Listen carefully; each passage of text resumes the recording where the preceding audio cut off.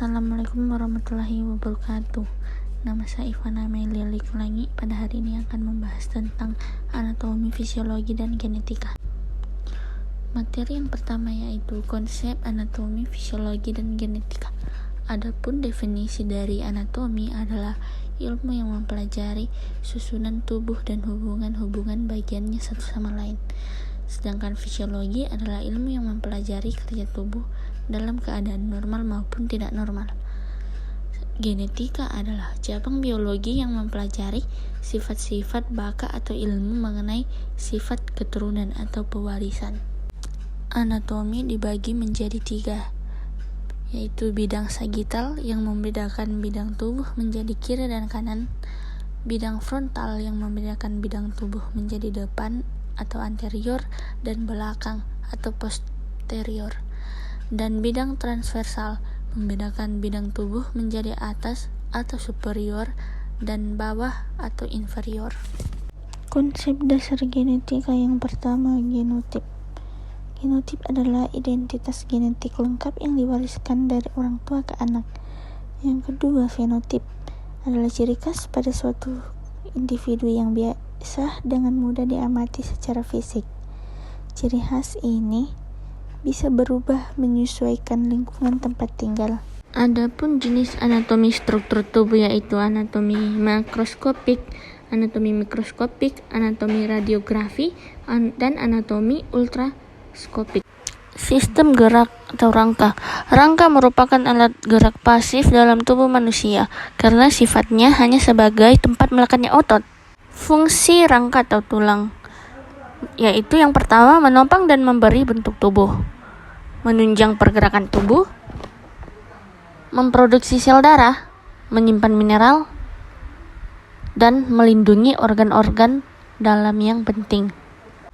Tulang dibagi menjadi 2 berdasarkan bentuknya, terdiri dari tulang pipih. Tulang pipih memiliki permukaan yang datar dan lebar. Beberapa jenis tulang yang tergolong tulang pipih adalah tulang tengkorak, tulang rusuk, tulang rahang bawah, tulang belikat, dan tulang dada atau sternum. Yang kedua, tulang panjang. Tulang panjang berbentuk lurus dan tipis. Tulang yang tergolong sebagai tulang panjang meliputi tulang lengan atas, tulang paha, tulang pengumpil, tulang hasta, dan tulang kering. Yang ketiga, tulang pendek. Tulang pendek memiliki ukuran yang sangat kecil. Beberapa tulang termasuk golongan tulang ini adalah tulang lutut, serta tulang-tulang di bagian kaki dan tangan. Yang keempat, tulang tidak beraturan. Jenis tulang ini memiliki bentuk yang tidak beraturan atau tidak sesuai dengan ketiga jenis tulang yang telah disebutkan. Contoh tulang yang termasuk ke dalam jenis tulang tidak beraturan adalah tulang belakang. Yang kelima, tulang sesamoid. Tulang sesamoid adalah tulang yang tertanam di tendon atau jaringan ikat yang menghubungkan jaringan otot dengan tulang. Tulang bulat kecil ini umumnya ditemukan di tendon tangan, lutut, dan kaki.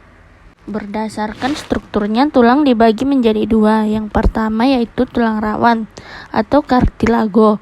Tulang rawan biasanya terdapat pada anak kecil, sedangkan tulang keras atau osteon memiliki tekstur yang lebih padat. Biasanya akan mengandung banyak zat kapur. Otot. Sistem otot manusia terdiri atas lebih dari 600 otot di dalam tubuh. Otot-otot tersebut terbentuk dari sel-sel khusus yang disebut sebagai serabut otot. Otot ini saling melakukan kontraksi sehingga akan menghasilkan suatu gerakan. Otot dibedakan menjadi 3 jenis. Yang pertama, otot polos. Otot polos adalah otot yang bekerja secara tidak sadar yang berada hampir di seluruh bagian tubuh. Otot polos disebut polos karena tidak memiliki lurik. Otot polos dapat ditemukan di dinding organ dalam seperti pembuluh darah, saluran pencernaan, saluran pernapasan, kandung kemih, rahim, dan juga dapat ditemukan pada mata. Pada mata, otot polos berfungsi untuk mengubah ukuran iris atau selaput pelangi dan mengubah bentuk lensa mata. Namun pada sistem otot manusia, mekanisme kerja otot polos ini dikendalikan oleh sistem saraf otomatis. Artinya otot ini bisa bergerak dan dikendalikan oleh alam bawah sadar otak tanpa perlu dikendalikan dengan pikiran sadar. Yang kedua, otot lurik. Otot ini memiliki tampilan berupa lurik antara gelap atau aktin dan terang atau myosin. Keduanya tersebut memiliki pola seling-seling. Otot lurik dapat bergerak atas kehendak dari tubuh atau manusia. Contoh otot lurik di tubuh manusia yang mudah dilihat adalah otot bisep dan otot trisep. Kedua otot tersebut terletak di bagian lengan atas tangan. Bentuk dari otot-otot ini adalah silinder yang memanjang. Selain itu, otot ini juga memiliki inti yang banyak serta berada di bagian tepi. Otot jantung merupakan penyusun dinding jantung yang berfungsi untuk memompa darah yang menuju ke jantung atau sebaliknya. Otot jantung berbentuk panjang dan bercabang-cabang. Otot jantung memiliki banyak inti sel yang terletak di tengah sel. Cara kerja otot jantung tidak dipengaruhi oleh kesadaran, tetapi oleh saraf otonom. Otot jantung bergerak secara otomatis, tidak cepat lelah, dan bereaksi lambat. Otot jantung memiliki diskus interkalaris. Sendi. Pada sistem gerak tubuh manusia, sendi merupakan tempat bertemunya dua tulang atau lebih agar tulang tersebut bisa bergerak. Adapun penunjang sendi ialah ligamen, kapsul sendi, cairan sinovial, dan tulang rawan hialin. Sendi dalam tubuh manusia. Yang pertama, sendi mati. Sendi mati tidak memiliki rongga sambungan, tetapi menyatu dengan adanya jaringan fibrosa, misalnya kolagen. Contoh sendi mati yang paling mudah dikenali adalah sendi di tengkorak bayi. Yang kedua, sendi kaku. Sendi kaku merupakan bagian sendi yang bisa bergerak secara terbatas. Sendi ini berupa tulang rawan yang menyatukan antar tulang tanpa rongga sendi. Contoh sendi kaku adalah sendi yang mempertemukan tulang simfisis pubis pada area panggul. Bagian ini sedikit bisa digerakkan meskipun terbatas. Yang ketiga, sendi gerak. Yang dibedakan menjadi pertama, sendi putar. Sendi putar memiliki kemampuan untuk menggerakkan tulang dalam gerakan memutar atau rotasi dari tulang lain. Contoh sendi putar adalah sendi di bagian leher. Yang kedua, sendi geser. Sendi geser bisa dikenali dari bagian tulang yang membentuk gerakan bergeser searah secara mendatar. Contoh sendi geser bisa dilihat pada bagian sambungan antara pergelangan tangan dan pergelangan kaki. Yang ketiga, sendi pelana. Sendi pelana membantu menggerakkan tulang ke berbagai arah, yakni ke samping kiri dan kanan, serta gerakan ke depan dan belakang. Contoh sendi pelana yaitu sendi di bagian pangkal tulang ibu jari. Yang keempat, sendi engsel. Sendi engsel bergerak seperti cara kerja engsel pintu, membantu tulang bergerak searah menyerupai pintu yang dibuka tutup. Contoh sendi engsel adalah sendi di bagian lutut dan bagian siku yang bisa membengkok. Yang kelima, sendi gulung. Sendi gulung ditandai dengan adanya rongga sendi dan bagian ujung tulang yang berbentuk bulat. Contoh sendi gulung yaitu sendi yang ada di antara rahang serta antara tulang telapak tangan dan tulang jari tangan. Persendian ini menghasilkan gerakan dua sumbu arah secara fleksibel. Yang keenam, sendi peluru. Sendi peluru merupakan jenis sendi yang berbagai gerakan ke segala arah, termasuk gerak memutar. Sendi peluru memiliki rongga sendi dengan tulang yang ujungnya membulat seperti bola. Contoh sendi peluru adalah sendi di bagian panggul yang menyatukan tulang panggul dengan tulang paha. Sistem panca indera manusia. Panca indera merupakan alat-alat tubuh yang mempunyai fungsi untuk mengetahui keadaan luar. Yang pertama, indera penglihat atau mata. Mata adalah organ penglihatan yang mendeteksi cahaya. Mata sederhana melakukan apa-apa tetapi hanya menentukan apa lingkungan terang atau gelap. Mata yang lebih kompleks digunakan untuk memberikan rasa visual. Bagian anatomi mata seperti yang terlihat. Yang pertama, iris.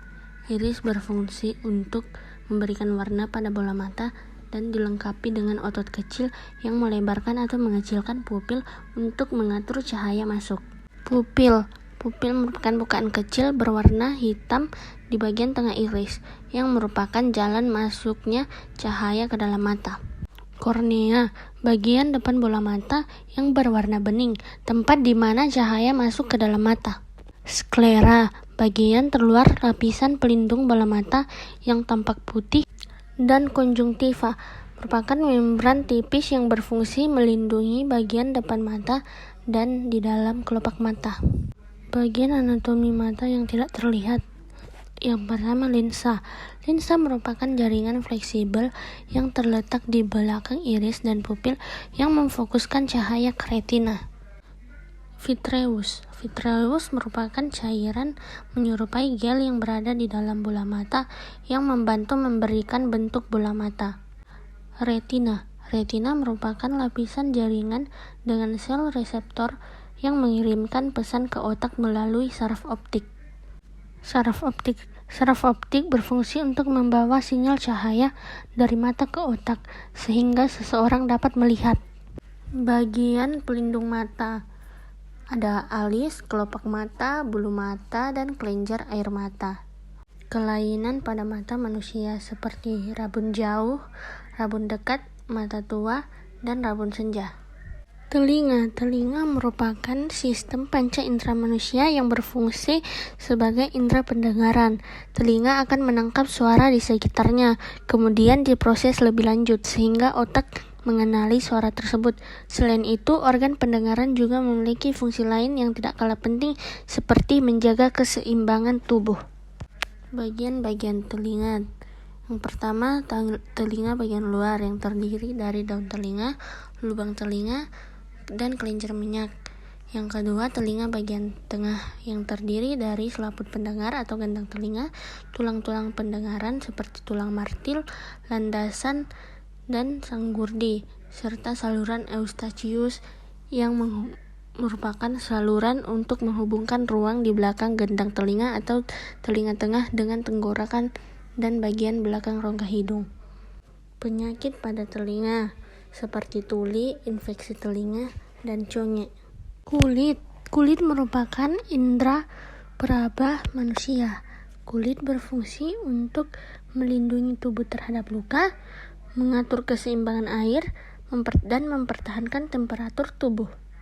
Lapisan kulit epidermis terdiri dari lapisan tanduk atau lapisan Malpighi. Dermis terdiri dari pembuluh darah, syaraf reseptor, kelenjar keringat, saluran keringat, kelenjar minyak, folikel rambut, serta hipodermis terdiri dari jaringan adiposa.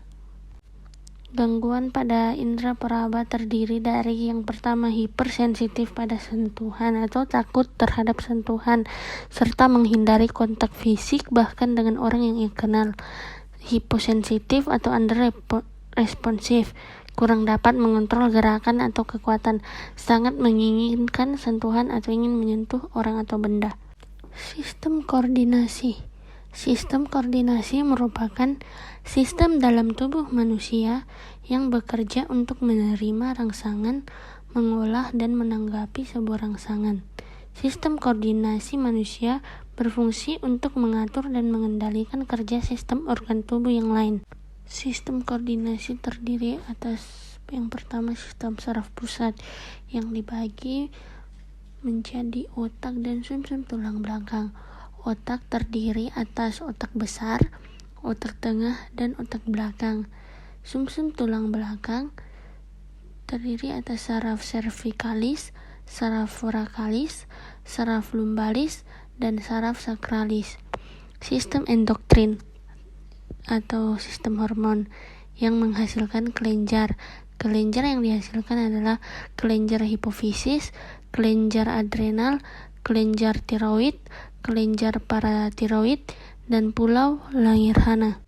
Sistem saraf tepi dibedakan menjadi dua berdasarkan arah impuls, yaitu neuron sensorik dan neuron motorik, dan berdasarkan cara kerja, yaitu saraf sadar atau somatis yang terdiri dari 12 pasang saraf otak atau kranial dan 31 pasang sumsum tulang belakang atau spinal, dan saraf otonom atau tak sadar yang terdiri atas saraf simpatik dan saraf parasimpatik. Genetika manusia. Gen, faktor yang menentukan sifat atau ciri makhluk hidup.